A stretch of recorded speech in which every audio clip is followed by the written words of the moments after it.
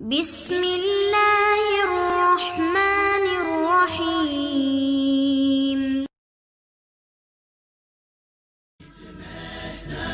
Islamic Research Center.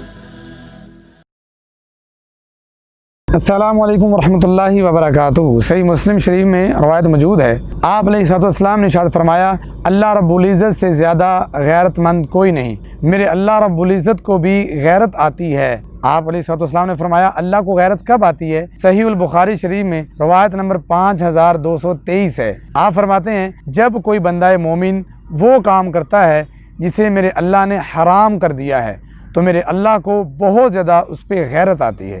تو اللہ رب العزت نے ہر طرح کی فحاشی کو حرام کر دیا ہے، وہ ظاہری ہو یا باطنی فحاشی ہو۔